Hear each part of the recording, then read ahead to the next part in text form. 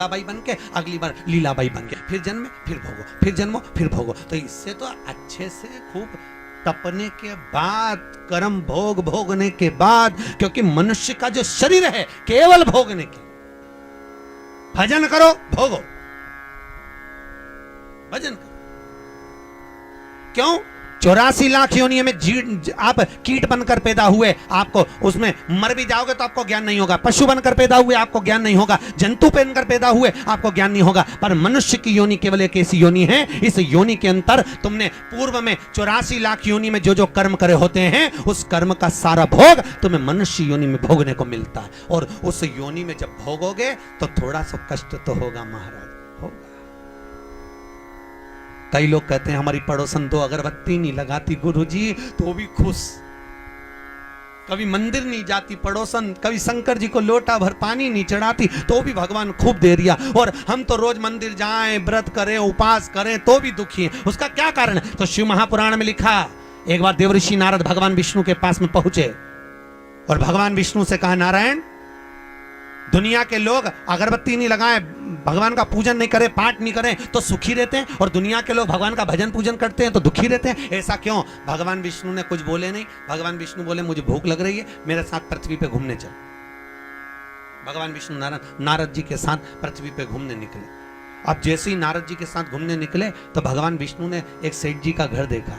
नारद जी बोले, महाराज ये सेठ जी का घर है, खूब बड़ा धर्मात्मा दानी है, चलो इसके यहाँ कुछ खाने को मिल जाएगा।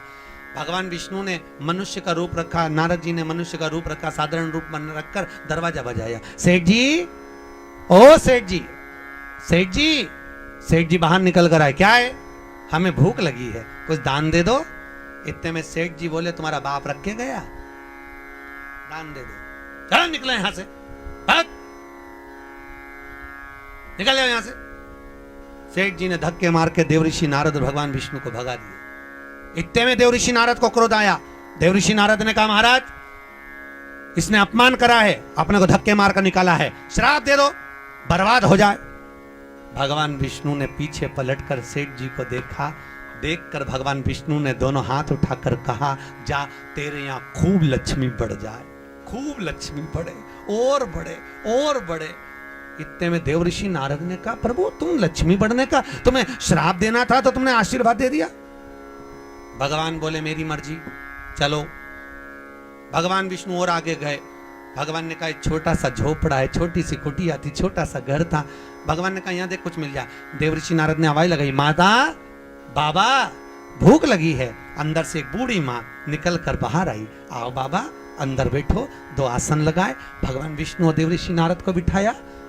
माता जी ने कहा, बाबा क्या चाहिए? हमें भूख लगी है। माँ बोली, बाबा, मेरे यहाँ खाने का तो कुछ नहीं है, एक गाय है, गाय दूध देती है, हम उसका ही पालन करते हैं, आपको मैं दूध ला कर देती हूँ। माता जी ने पानी पिलाया, दूध लाकर देवऋषि नारद भगवान विष्णु को दिया।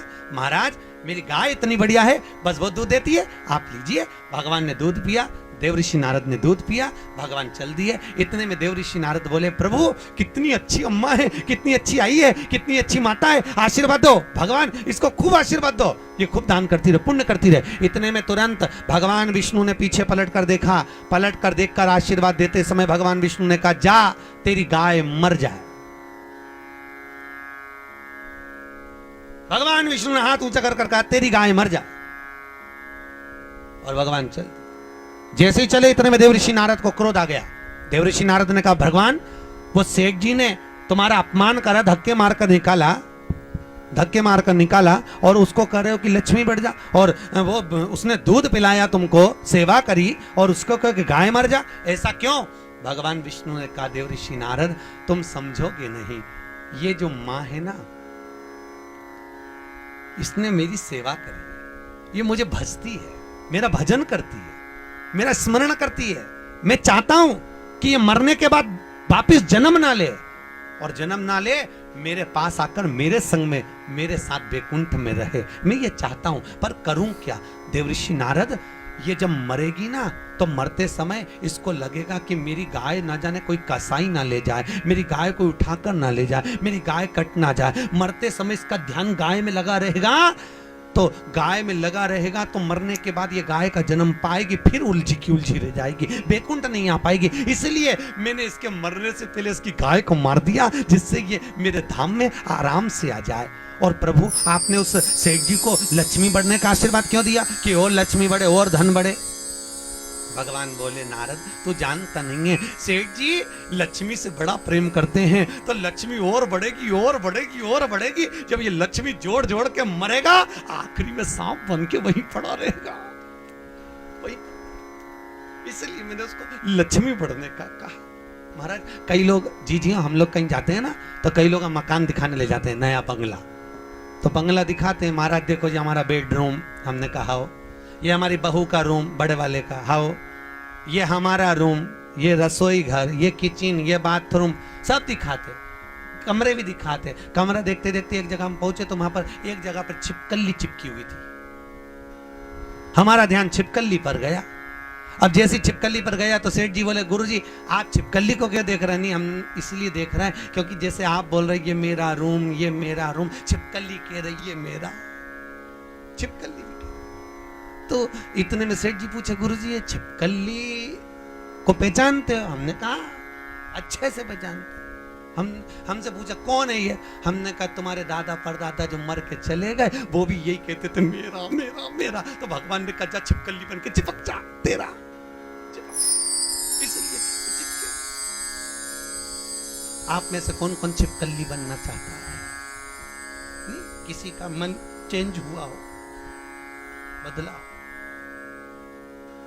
कई माताएं कहती हैं अरे 6:30 बजे से कथा 9:30 बजे तक, घर कैसे छूटे, घर कैसे छूटे? याद रख लेना नहीं छूटेगा, चिपक गए। छूट गए तो भगवान के हो गए, नहीं छूटे आज घर पे जाओ 2-3 छिपकलियां देख लेना, पहचान जाना हमारी चाची, काकी, नानी सब चिपके।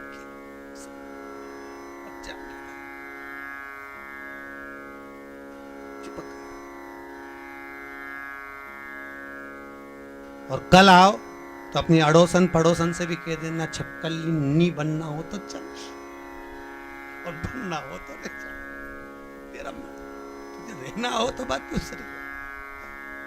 क्या करें? कितने दिन की कथा है? जम के तो बोलो 7 दिन, केवल 7। विवाह हुआ तो फेरे कितने डले? 7। शास्त्रीय संगीत के सुर कितने? 7। जन्म कितने दिन में हुआ? 7 दिन। कोई रविवार को, कोई सोमवार को, कोई मंगल, कोई बुध, कोई गुरु, कोई शुक्र, कोई शनि। मरोगे कब? यही 7 दिन। कथा कितने दिन की? 7 दिन की। वही 7 दिन हमारे जीवन के, रविवार को जन्म हुआ, सोमवार को बड़े हुए, मंगलवार को ब्याह हुआ, बुधवार को बच्चे हुए, गुरुवार को बीमार पड़े, शुक्रवार को हॉस्पिटल गए, शनिवार को सीताराम हो गए। अब समझ में ये नहीं आ रही है कथा कौन से दिन सुनाऊंगा? कथा सुनने का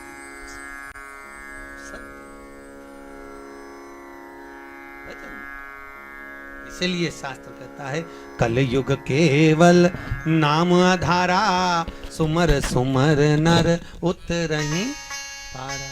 कलयुग में केवल एक नाम की आधारशिला है महाराज, कि कलयुग केवल नाम आधारा, सुमर सुमर नर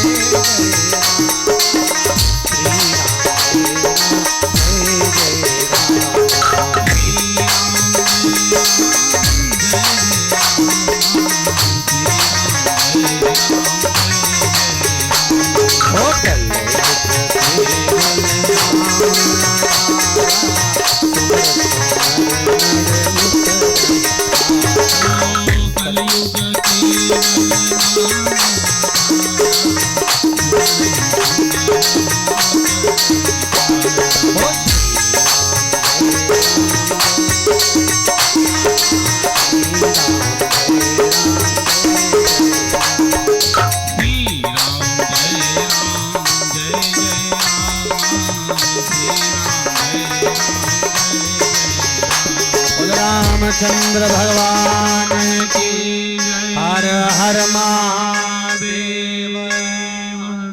भगवान देवराज ब्राह्मण कुल में जन्म लिए पर ब्राह्मण कर्म ना कर। भगवान की भक्ति में डूबे। मनुष्य का शरीर मिल जाए सरल, पर भजन करना कठिन। देवराज मानव शरीर पा तो लिए, ब्राह्मण कुल में जन्म भी ले लिया, पर ब्राह्मण कर्म नहीं कर पाए। चोरी करना, निंदा करना, चुगली करना, बुराई करना, इसी में तल्लीन रहे। एक बार देवराज कहीं से धन लेकर आ रहे थे और धन लाते समय देवराज शंकर जी के मंदिर में पहुंच गए। शिव मंदिर, शरीर तपा, ठंड लगी, कोई ताप पड़ गया, बुखार आ गया, शिव मंदिर में बैठ गए। वहीं पर शिव महापुराण की कथा कोई ब्राह्मण बाच रहा था। केवल देवराज ने उस शिव महापुराण का केवल एक महत्तम शब्द ही श्रवण करा है। केवल